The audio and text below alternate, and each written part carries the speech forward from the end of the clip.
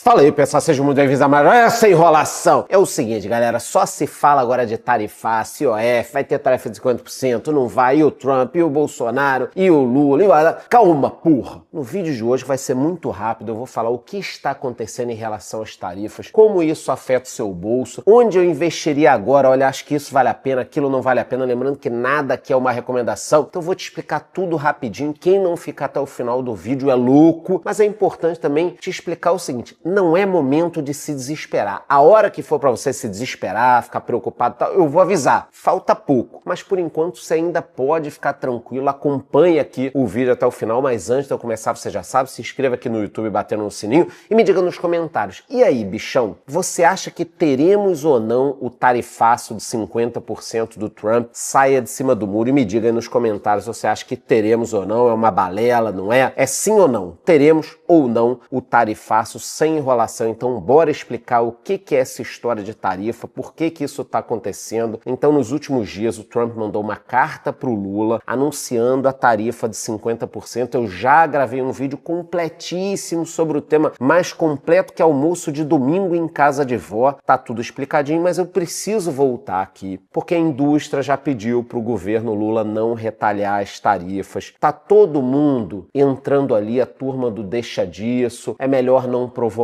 A gente sabe que o Brasil provocou muita coisa, eu vou explicar. E nessa história de provocar alguém gigante, eu tava até lembrando que no Rio de Janeiro, no meio da década de 90, quando eu tava saindo da adolescência, a gente ia muito pra baladinha, tal, e tinha uma baladinha na Torre do Rio Sul. Agora eu esqueci o nome dessa baladinha. E tinha um amigo meu, todo mundo naquela época lutava, fazia jiu-jitsu, não sei o quê, e tinha um amigo meu que ele tomava os goró e ficava muito corajoso. E uma vez, a gente estava nessa baladinha, tinha um lutador de MMA, já de UFC, ali no meio pro final dos anos 90, foi quando teve o boom disso tudo. Tinha um lutador no balcão da baladinha bebendo, e esse meu amigo chegou pra ele, eu tava olhando assim, meio perto, meio longe, fui mais pra perto e o meu amigo perguntou, aí, tu que é o fulano? Já tava meio mamado. Aí o cara, sou, por quê? Quando o meu amigo foi e falou, não, chega aí, calma aí. O cara quase arrumou uma confusão com um maluco gigante do MMA UFC. Tudo bem que esses caras ali na década de 90, pelo menos, os caras profissionais não brigavam. A galera amadora era uma porradaria toda noite, mas quase que o meu amigo desafiou um maluco do UFC pra lutar numa balada. E é meio o que o Lula tá fazendo, é um pouco de irresponsabilidade, porque ele vai desafiar, mas quem vai sofrer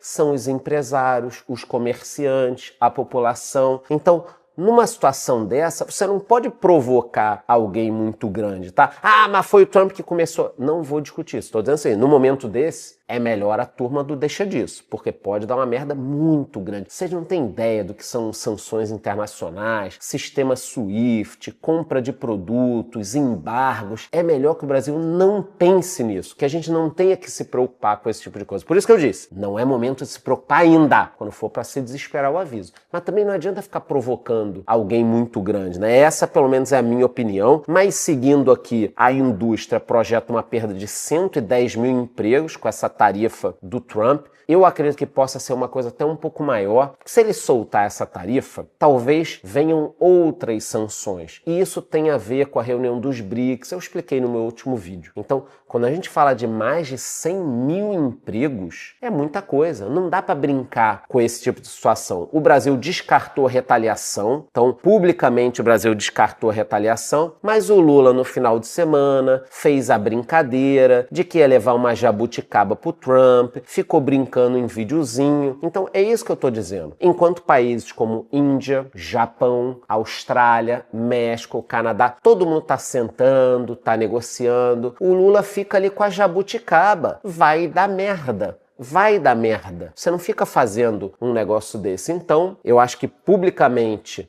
não, vamos cuidar e tal, mas ficar debochando não é o melhor caminho. Pelo menos, não me parece que esse tipo de postura com um cara que nem o Trump seja o melhor caminho. O Brasil segue com a maior taxa entre os países notificados pelo Trump, então isso é importante, isso é um recado muito duro para o Brasil. 50% é muita coisa, é a maior tarifa de todos. Os empresários aqui nos Estados Unidos também estão pedindo para o Trump negociar, então nós temos uma turma do deixa disso no Brasil. Olha, pô, vamos parar com isso, ninguém precisa brigar. E aqui nos Estados Unidos também. Porque os empresários daqui compram do Brasil. Tem gente que compra aí no Brasil, tem gente que compra aqui nos Estados Unidos. Esse comércio funciona muito bem, são dois países amigos. E agora não precisam brigar. Charlão, foi o Trump que começou. Não foi. Cara, tá passando um pano pro Trump. Não tô.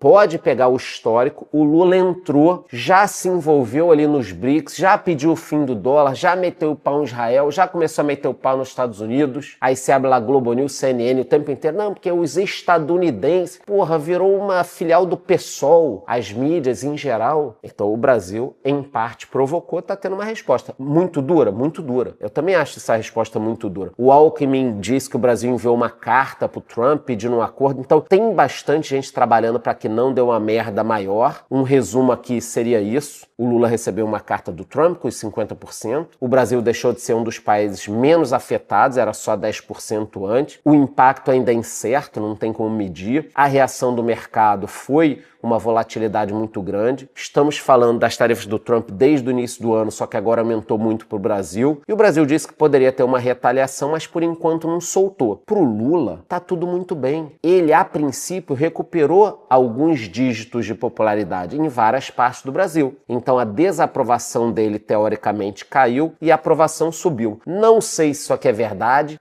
Você não acredita em pesquisar? Acredito em algumas. Mas a desaprovação dele estava subindo muito e a aprovação caindo muito. Talvez esses dados aqui sejam uma acomodação, já iriam acontecer. Mas para o Lula tá ótimo, porque ele está falando para a base dele. A popularidade estava caindo muito. Então, provavelmente ele iria perder as próximas eleições. Agora, se ele ganhar, tá ótimo. Se ele perder, o que ele vai falar? Não, eu perdi porque os imperialistas me sabotaram e não sei. Aí conta a história que quiser. Mas é importante que vocês entendam. Pode me deixar nos comentários se você concorda ou não. E volto a falar, não estou passando pano pro Trump e pros Estados Unidos. Mas quem começou as provocações foi o Lula, encabeçando os BRICS contra os Estados Unidos. Mas o Brasil não pode participar dos BRICS? Pode e deve. Mas precisa ficar batendo nos Estados Unidos o tempo inteiro? Então o Brasil, na verdade, perdeu uma oportunidade no exterior por causa da instabilidade política. A verdade é que o Lula virou um fantoche, uma marionete da China e da Rússia. Isso, pelo menos, é o que eu tô vendo, tá? Após o pedido do Trump, o governo dos Estados Unidos abriu uma investigação comercial contra o Brasil e agora a gente tá tendo uma nova rodada de problemas. Brasil, China e Nicarágua são os países que estão sendo investigados pelos Estados Unidos no comércio. Tem aqui diesel russo, tem muita confusão acontecendo. Então, o que os americanos estão investigando agora? Comércio digital e serviços de pagamento eletrônico, tarifas injustas e preferenciais, o Brasil é mestre em tarifar, aplicação de medidas anticorrupção, o Brasil está um lixo nisso, proteção da propriedade intelectual e desmatamento ilegal. Aliás, falar em desmatamento, como é que estão os Yanomamis? Ninguém mais fala. Como é que está o fogo na Amazônia? Cadê a Greta?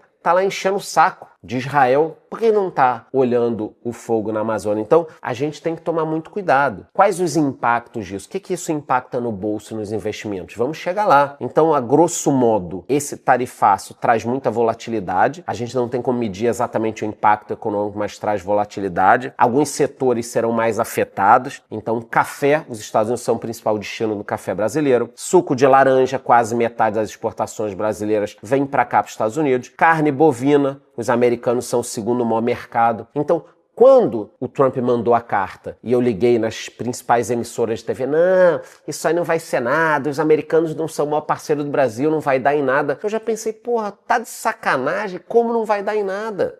Mas é só o café, é só o suco de laranja, é só a carne. Não, não é só, são empregos, são pessoas. Existe algum interesse de parte do governo brasileiro que dê problema e que o agro sofra? Não sei.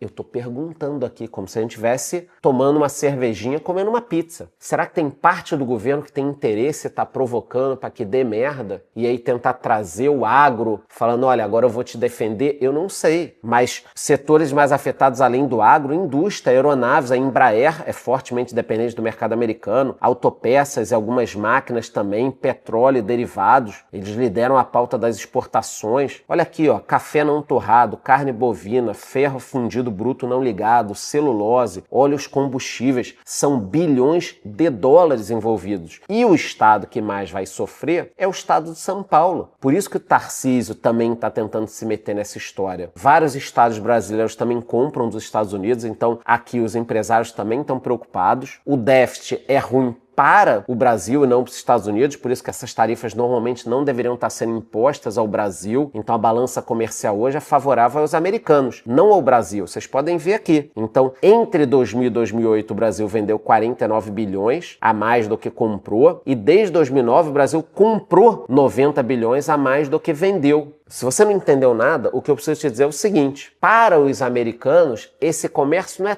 tão ruim quanto pintam. Tem países piores. Então não justifica uma tarifa dessas. Por isso que eu insisto com vocês. Essas tarifas dizem menos a respeito de comércio e mais a respeito de que nesse momento o Brasil está liderando o movimento mundial contra os Estados Unidos, cara. É isso aí. Não é a população, é o governo.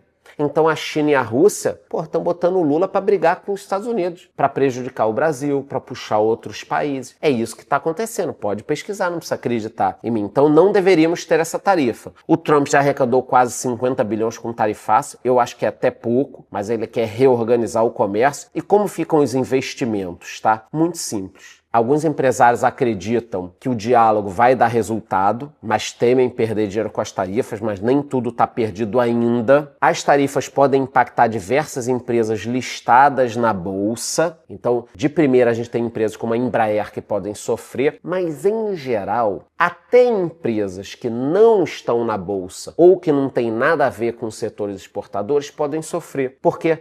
Eu não acho que o tarifaço vai entrar no ar, tá? Bate na madeira, Deus me livre. Mas caso entre o tarifaço e mais medidas, a gente já pode ter uma ideia de que a inflação pode subir, atrasando cortes na Selic. A renda fixa aí até pode ficar mais atrativa, mas fica perigoso que o governo está se endividando demais. O PIB menor pode pressionar as ações exportadoras e de crescimento, que o Brasil vai crescer menos, as empresas vão perder dinheiro. E o dólar mais caro pode gerar cautela nos investimentos, a não ser que você já tenha investido no exterior. Então o Ibovespa emendou a 7ª queda seguida ontem. Olha que loucura, estava subindo, emendou a 7ª queda. E eu botei a foto do Tarcísio, porque a gente vinha falando muito do trade Tarcísio, né? Pô, Tarcísio está subindo nas pesquisas, todo mundo quer o Tarcísio. Já estão ameaçando ele, de tirar da corrida, tava no golpe, não sei o que e tal.